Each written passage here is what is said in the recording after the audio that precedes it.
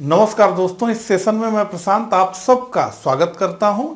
इस लेक्चर में हम डिस्कस करेंगे India state of forest report 2021 के बारे में।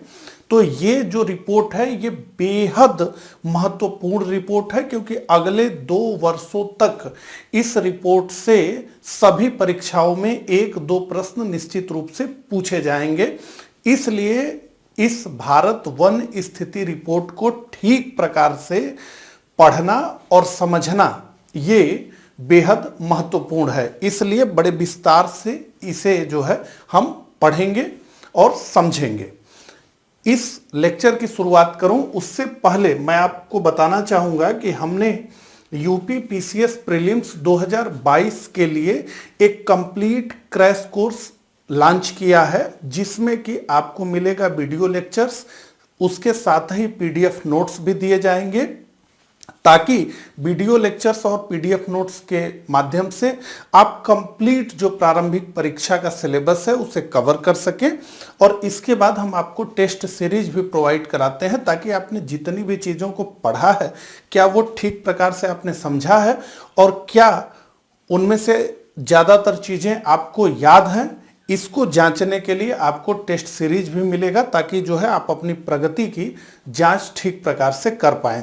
तो अगर आप यूपी पीसीएस प्रीलिम्स 2022 में प्रतिभाग करने वाले हैं और आप जो है कोई ऐसा सोर्स तलाश कर रहे हैं जिससे कि आपकी प्रिपरेशन ठीक प्रकार से हो जाए, तो ये जो क्रैश कोर्स है ये आपके लिए बेहद उत्तम साबित होगा, क्योंकि इसमें जो है सब चीजें बड़ी व्यवस्थित और एक क्रम के अनुसार जो है दी जाएंगी। इसलिए अगर आप इंटरेस्टेड हों तो आप जो है ज्वाइन यूपी पीसीएस प्री 2022 लिख करके हमें इस नंबर 9506742546 पर व्हाट्सएप कर सकते हैं, ज्वाइन यूपी पीसीएस प्री 2022 लिख करके। ठीक है, तो ये तो बात हुई हमारे UP PCS prelims crash course की।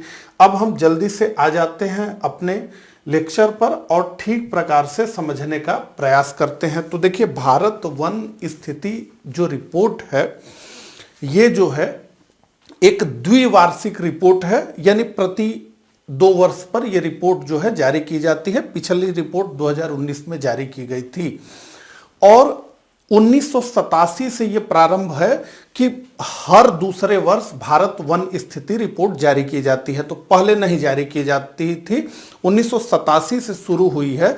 और जिस रिपोर्ट को हम अभी इस में पढ़ने वाले हैं ये इस श्रृंखला की 17वीं रिपोर्ट है। तो 2019 में जो रिपोर्ट जारी हुई थी वो 16वीं रिपोर्ट थी, ये 17वीं रिपोर्ट थी।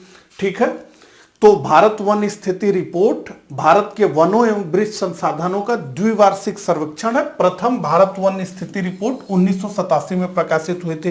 तो प्रथम भारत वन स्थिति रिपोर्ट कब प्रकाशित हुई थी? तो 1987 में प्रकाशित हुई थी। तो कौन भारत वन स्थिति रिपोर्ट को प्रकाशित करता है यह भी बेहद महत्वपूर्ण है।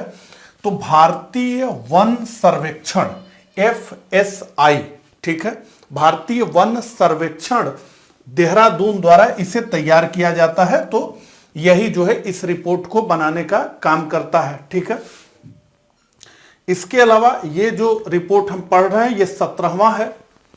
जैसा कि मैंने आपको बताया 2021 की जो रिपोर्ट है वो कौन सा संस्करण है? तो ये इसका 17वां संस्करण है। 1987 से प्रारंभ हुआ है, हर दूसरे वर्ष ये जारी होता है।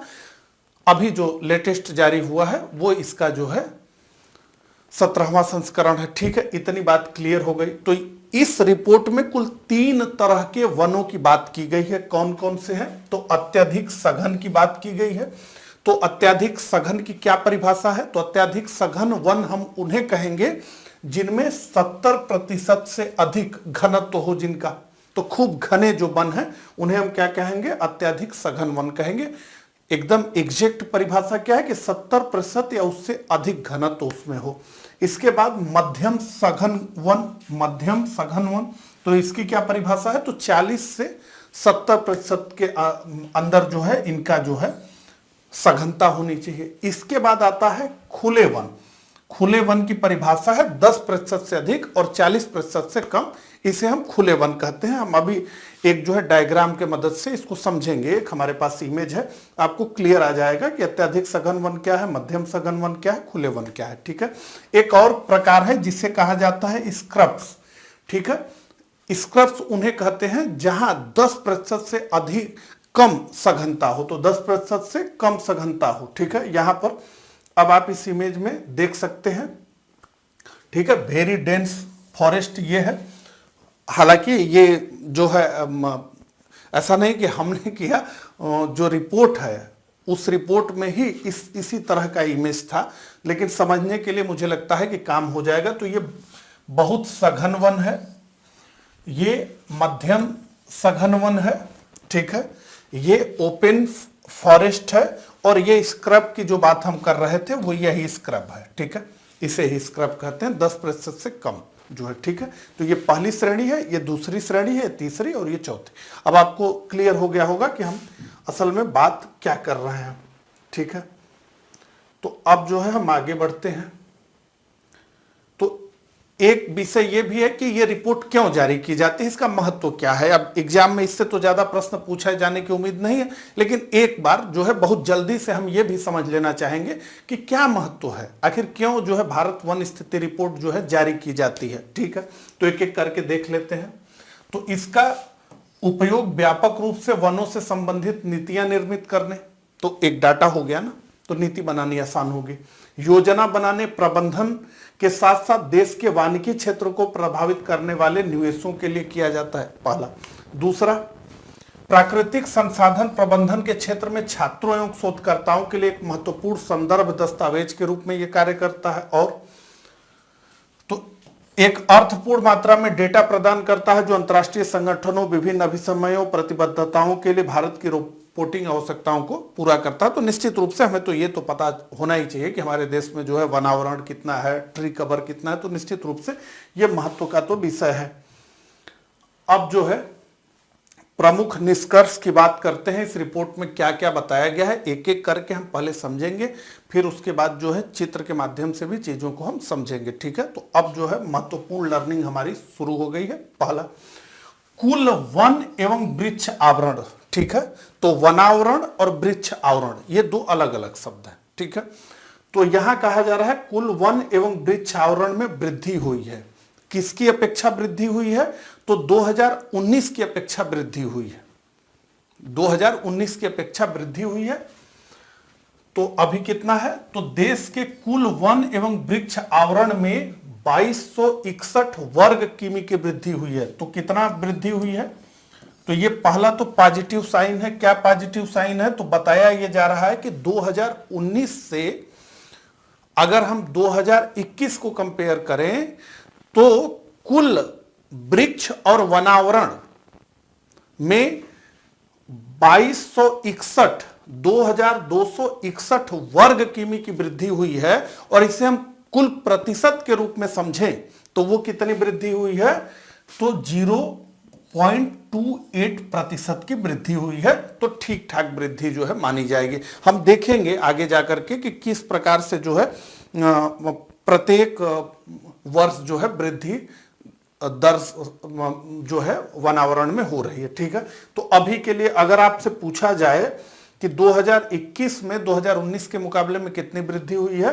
तो 2261 हुई है। ये जो है प्रतिशत में कितना होगा, तो 0.28% होगा। ठीक है, अब तो ये हमने बात किसका किसका किया, हमने बात किया वृक्षावरण और वनावरण। मैंने जैसा कि बताया कि ये दोनों अलग अलग शब्द हैं, तो दोनों को मिला करके 2261। लेकिन अब दोनों को अगर हम अलग अलग करें, ठीक है, तो केवल वनावरण की बात करें तो 1540 की वृद्धि हुई है, और वृक्षों के आवरण की बात करें तो 721 की वृद्धि हुई है।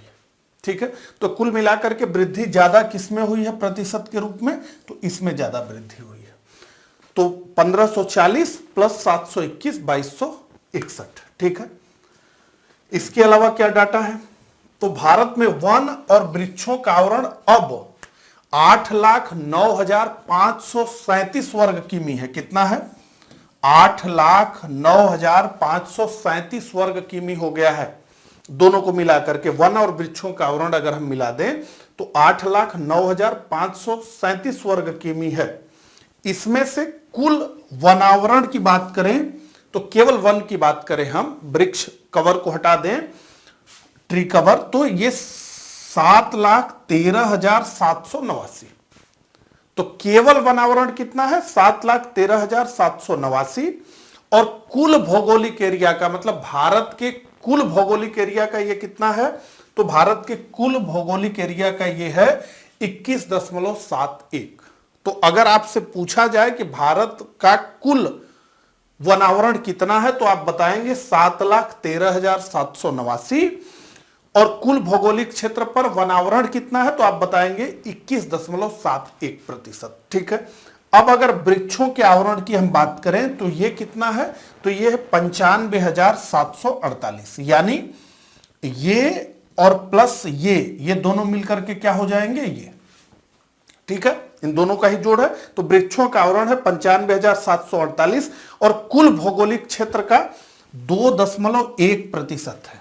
तो वनावरण कितना है भारत के कुल भौगोलिक क्षेत्र का? 21.71%। वृक्ष आवरण कितना है? 2.91%। ठीक है, इसमें कहीं कंफ्यूजन नहीं है, दोनों को मिला दें तो कितना है? 8,09,537। ठीक है।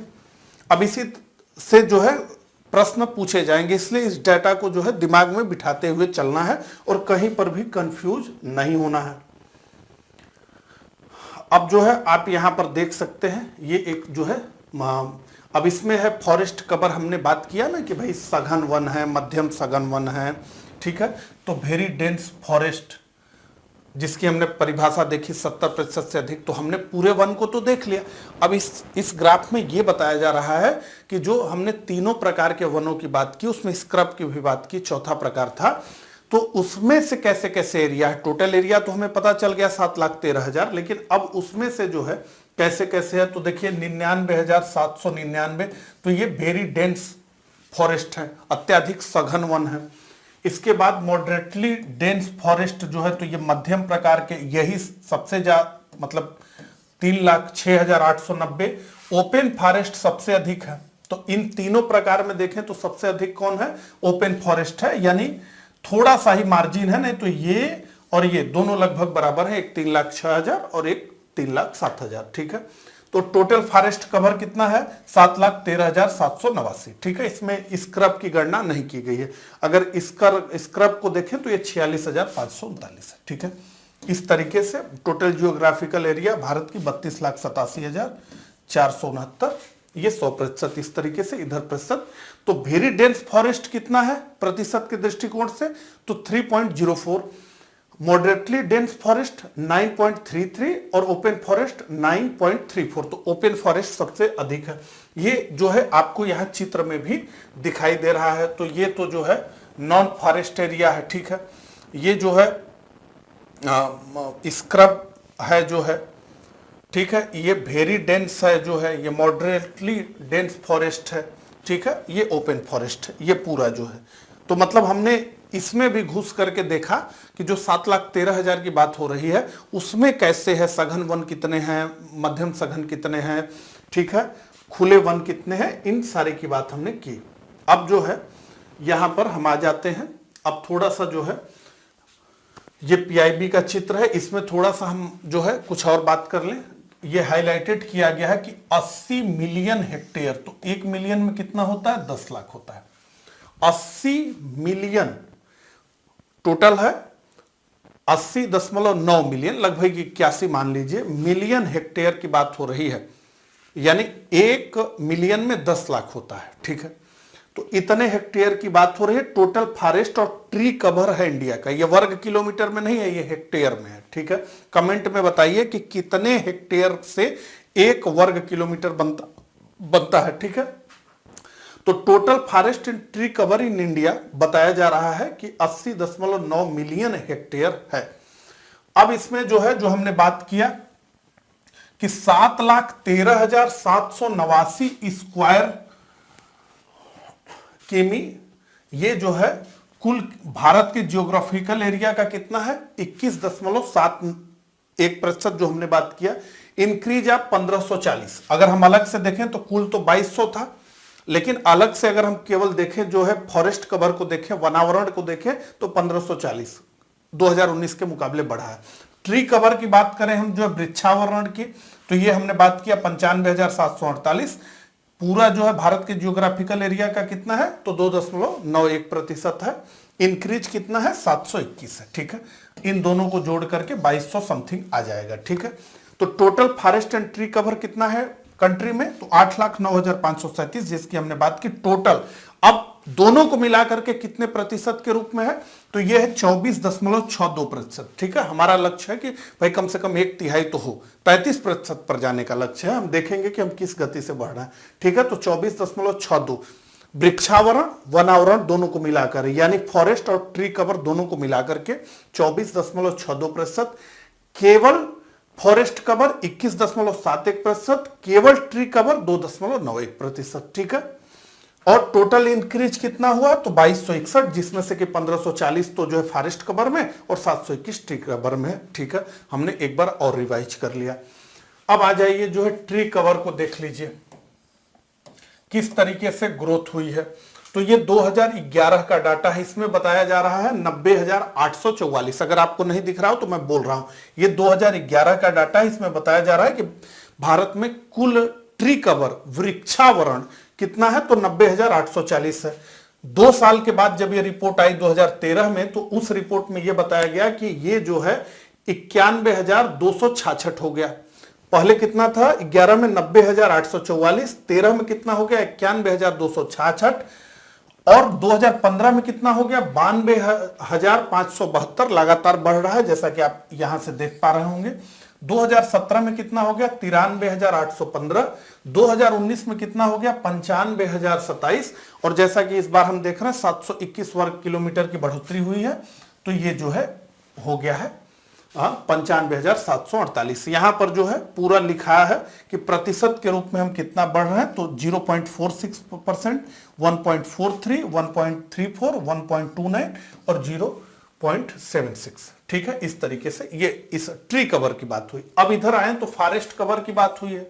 ठीक है, तो अब ये कैसे बढ़ रहा है, तो 2011 में देखिए तो 6,92,000, 2013 में देखिए तो 6,97,000, 2015 में देखिए तो 7,01,000, उसके बाद 7,08,000, 2017 में, 2019 में 7,12,000, 2022 में 7,13,000। यहां प्रतिशत में दिया है कि कैसे कैसे वृद्धि है। इस बार की वृद्धि हम देखें तो सबसे कम है, मतलब जो है फॉरेस्ट कवर में, और इधर देखें तो हमें ठीक ठाक लग रहा है, लेकिन 2015, 17 और 19 के मुकाबले तो वृद्धि दर कम ही है। ठीक है, इतनी बात जो है क्लियर है। अब आगे जो है बढ़ते हैं। यहां पर दिखाया गया है कि गेन और losses in forest cover since 2019। तो 2019 के मुकाबले किन राज्यों ने वनावरण को अधिक मतलब जो है उसको बढ़ाया है और कहां पर घट गया है, यही डाटा है। ठीक है, तो गेन कहां कहां पर हुआ है, किन किन स्टेट पर गेन हुआ है, किन किन स्टेट में वनावरण बढ़ा है। तो आंध्र प्रदेश पहले नंबर पे है 647, आंध्र प्रदेश इसमें पहले नंबर पे है 647। ठीक है, तेलंगाना दूसरे नंबर पे है 632। ठीक है, तो आपसे पूछा जाएगा कि जो 2021 में रिपोर्ट आई है IFSR रिपोर्ट, तो उसमें जो है सबसे अधिक किस राज्य में वनावरण का प्रतिशत जो है बढ़ा है, तो आपका उत्तर होगा आंध्र प्रदेश, दूसरे नंबर पे तेलंगाना, और तीसरे नंबर पर उड़ीसा, चौथे नंबर पर कर्नाटक, और जो है 5वें नंबर पे झारखंड। इस तरीके से तो आंध्रा में 647 वर्ग किलोमीटर, झारखंड में 110 वर्ग किलोमीटर। कहां कहां लॉस हुआ है, कहां कहां वनावरण में कमी दर्ज की गई है, तो अरुणाचल प्रदेश में सबसे अधिक कमी दर्ज की गई है 257 वर्ग किमी की, मणिपुर 249, नागालैंड 235, मिजोरम 186 और मेघालय 73। ये सभी के सभी पूर्वोत्तर राज्य हैं और इन सब में जो है गिरावट दर्ज हो गई है। इसमें ज्यादातर दक्षिण के राज्य हैं, आंध्रा, कर्नाटका, तेलंगाना, यहां पर जो है गेन हुई है। एक उड़ीसा है और एक उसके बगल में झारखंड। ठीक है, तो ये जो है बताया जा रहा है। तो अब वनावरण में वृद्धि शीर्ष राज्य, वही वाला डाटा जो है जो हमने अभी देखा, आंध्र प्रदेश, तेलंगाना, उड़ीसा, कर्नाटका, झारखंड, तो वही सेम डाटा है। यहां पर आपको स्पष्ट हो जाए इसके लिए जो है हमने लिखा है, बाकी हमने उस पर देख लिया। तो यहाँ जो है top 5 state showing increase in forest cover एक अलग चित्र से हमने इसे ले लिया है, ठीक है। यहाँ पर तो हमने समझा ही इसको, लेकिन अब जो है हम आगे इस इमेज के माध्यम से भी समझ लेते हैं, ठीक है। तो सबसे अधिक वृद्धि कहाँ हुई है? आंध्र प्रदेश में हुई है, इसको ध्यान रखना है, इसको बिल्कुल भूलना नहीं है। देखिए 1 नंबर पे है 647 स्क्वायर किमी, और तेलंगाना दूसरे नंबर पे है, तेलंगाना जो है दूसरे नंबर पे है, यहाँ 632 हुआ है। उसके बाद उड़ीसा, ये उड़ीसा तीसरे नंबर पे है, 537 वर्ग किमी की वृद्धि यहाँ पर हुई है। कर्नाटका 155, ये चौथे नंबर पे है। और इस सीरीज में झारखंड सबसे नीचे 110, यहाँ 110 की वृद्धि हुई है। ये पॉजिटिव जो है ये टॉप 5 स्टेट हो गए जहां की जिसने की वृद्धि दर्शाई है, ठीक है। ये स्पष्ट हो गया। तो अब जो है कहां कहां वनावरण में कमी दिखी है, अब वो भी तो स्टेट होने चाहिए, वो भी तो प्रश्न है। तो अरुणाचल प्रदेश हमने अभी देखा ही 257 वर्ग किमी, मणिपुर 249, नागालैंड 235, मिजोरम 186, मेघालय 73, ठीक है, मेघालय 73। अभी हमने लॉसेस को देखा ना, यहाँ पे वही वाला डाटा है ताकि आपको स्पष्ट दिखे, इसलिए हमने इसे लिख लिया है। अब जो है क्षेत्रवार वन आवरण, तो मतलब हम ये जानना चाहते हैं क्षेत्रवार का मतलब कौन सा राज्य केंद्र शासित प्रदेश है जहां सबसे अधिक वन आवरण है क्षेत्रफल के दृष्टिकोण से। प्रतिशत के दृष्टिकोण से भी देखेंगे लेकिन क्षेत्रफल के दृष्टिकोण से पहले। तो क्षेत्रवार मध्य प्रदेश में देश का सर्वाधिक बृहद वन क्षेत्र है। तो आपसे पूछा जाएगा कि सर्वाधिक वन क्षेत्र जो है, सर्वाधिक फॉरेस्ट कवर भारत के किस राज्य में है, तो आपका उत्तर होगा कि वो राज्य है भैया मध्य प्रदेश। और कितना है तो वो भी जान लीजिए 77,493 वर्ग किमी, इतना अधिक विस्तृत है। तो सबसे अधिक जो है वन क्षेत्र कहां है पूरे भारत में, तो आपका उत्तर होगा कि मध्य प्रदेश में है। और कितना है तो 77,493 वर्ग किमी है। ये हम क्षेत्रफल के दृष्टिकोण से देख रहे हैं, अभी हम प्रतिशत के भी दृष्टिकोण से देखेंगे तो ये डाटा पलट जाएगा। तो क्षेत्रफल के दृष्टिकोण से सबसे अधिक मध्य प्रदेश, दूसरा अरुणाचल प्रदेश, और अरुणाचल प्रदेश में कितना है 66,431 वर्ग किमी। तीसरे नंबर पे है छत्तीसगढ़। अब देखिए छत्तीसगढ़ का क्षेत्रफल मध्य प्रदेश से बहुत कम है लेकिन फिर भी तीसरे नंबर पे है, तो ये प्रतिशत पे ज्यादा हो जाएगा, 55,717 वर्ग किमी। उड़ीसा 52,156 और महाराष्ट्र आता है 5वें नंबर पे 50,798। तो ये वो 5 स्टेट हैं जहां पर की क्षेत्रफल बहुत अधिक है वनों का, ठीक है। ये यहां तक स्पष्ट है आपको।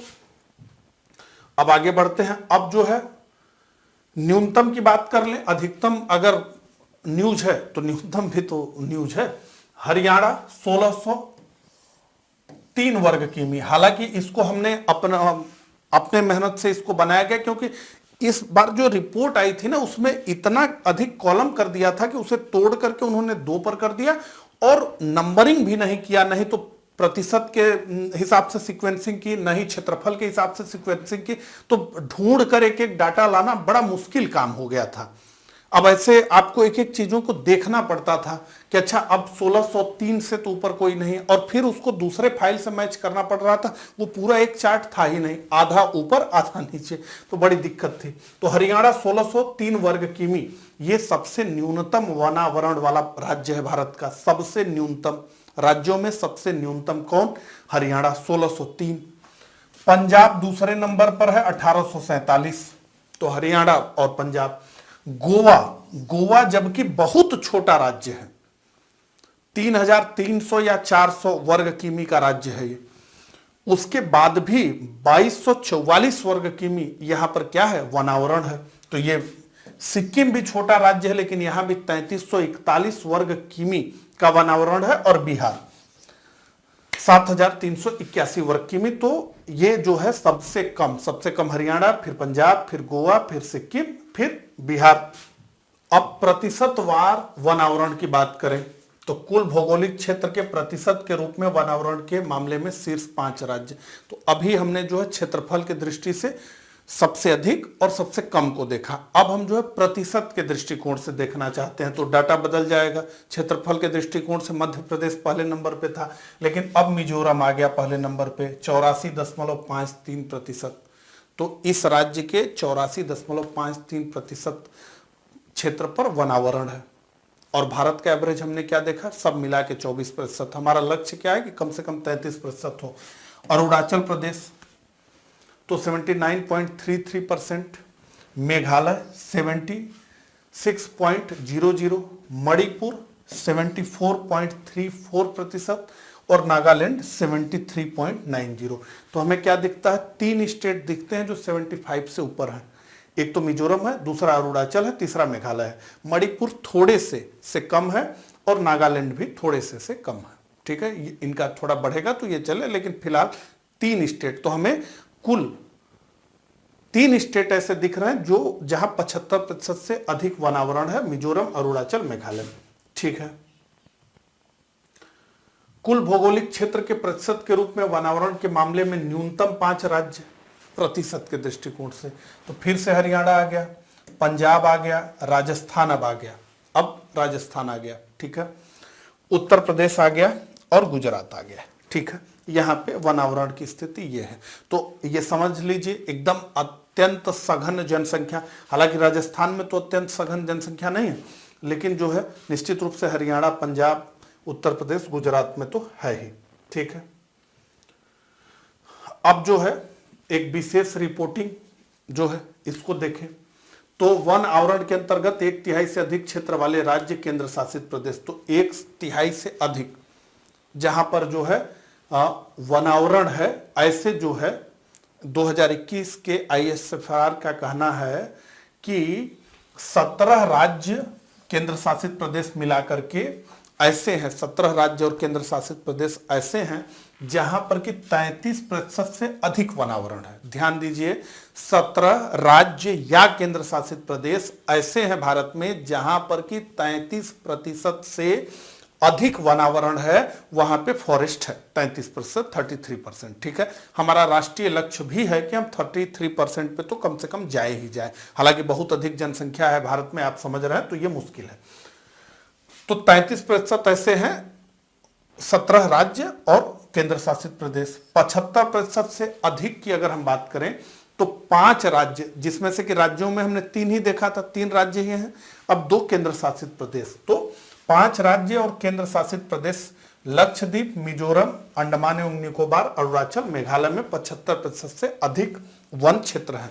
तो केवल राज्य की बात करें तो 3 है, राज्य और केंद्र शासित प्रदेश को भी मिलाएं तो 5 है। एक केंद्र शासित प्रदेश लक्षद्वीप और दूसरा अंडमान एवं निकोबार।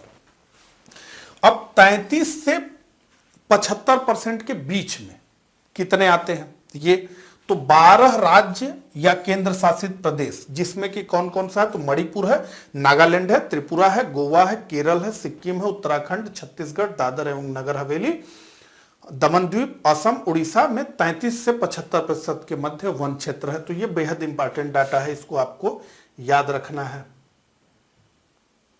अब जो है मैंग्रोव आवरण में भी वृद्धि जो है दर्ज की गई है, ये जरूर जो है एग्जाम में पूछता है, तो इसे ध्यान से समझने की जरूरत है।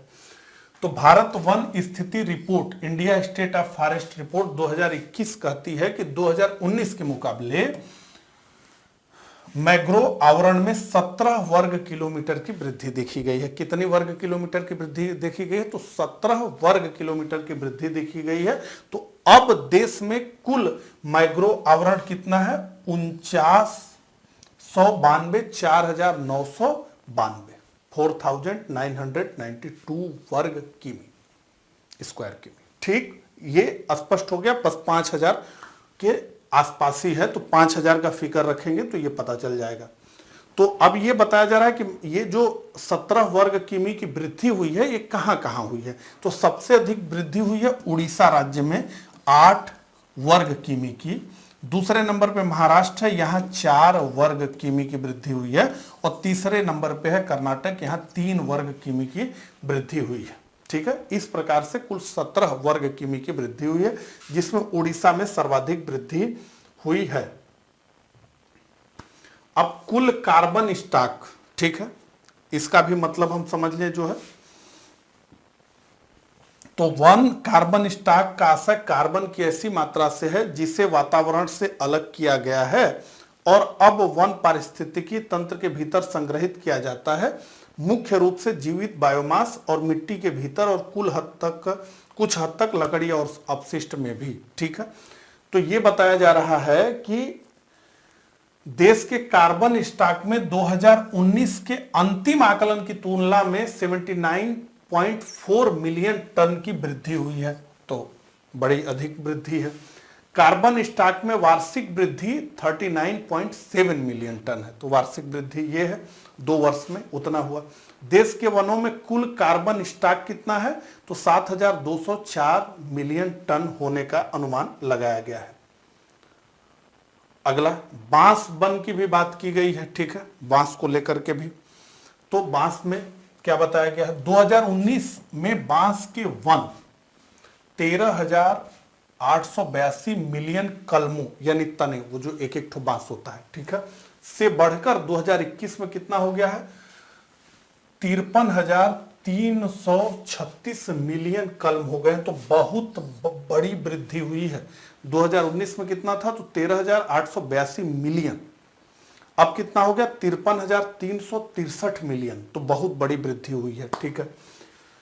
अच्छा, अब वनों में आग की स्थिति की भी बात की गई है रिपोर्ट में, तो कौन कौन से ऐसे वन है जहां जल्दी आग लगने की संभावना आदि, ठीक है, इसकी बात की गई है। तो क्या बताया गया है कि 35.46% वन क्षेत्र में अग्नि प्रवणता यानी आग लगने का खतरा है।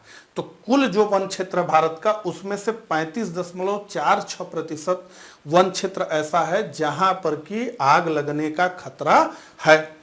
अब इसमें हम देखें, इसमें से 2.81% अत्यधिक प्रवण है, तो एक्सट्रीमली प्रोन है, मतलब अत्यधिक ज्वलनशील है।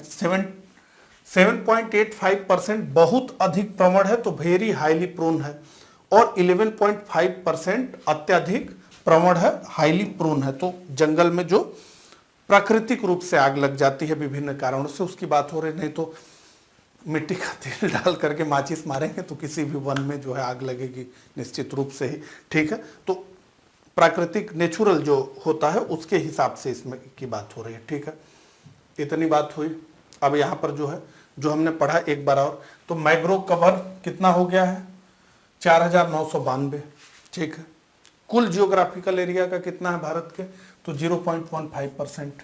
Forest cover in tiger reserve तो 55,666 स्क्वायर किमी। बंबू कल्म में जो है इंक्रीज हुआ है। Carbon stock 7.04 million tonne. Fire prone forest area जो भी हमने बात किया 35.46। सिटी विथ लार्जेस्ट, ये बेहद जो है एक बेहद महत्वपूर्ण जो है डेटा है, इसको दिमाग में रख लीजिए। बताया जा रहा है कि city with largest forest cover, तो शहर जहां पर कि अत्यधिक वन है, तो उसमें दिल्ली का नाम है। अब आप जानते हैं कि दिल्ली में बहुत सघन जनसंख्या रहती है, और मतलब वहां पर वातावरण को लेकर के और जो है धूल को लेकर के, नदियों को लेकर के बहुत सारी बात होती है कि बहुत अधिक जनसंख्या दबाव दिल्ली झेल रही है।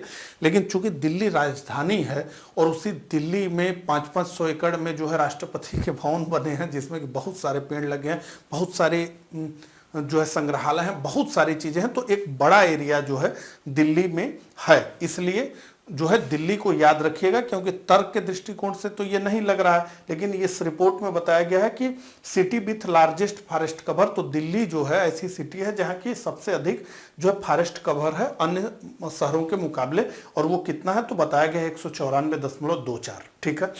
और दूसरा, area wise state with largest forest cover, तो क्षेत्रफल के दृष्टिकोण से हमने कहा ही मध्य प्रदेश, इसको याद रखना है, ठीक है।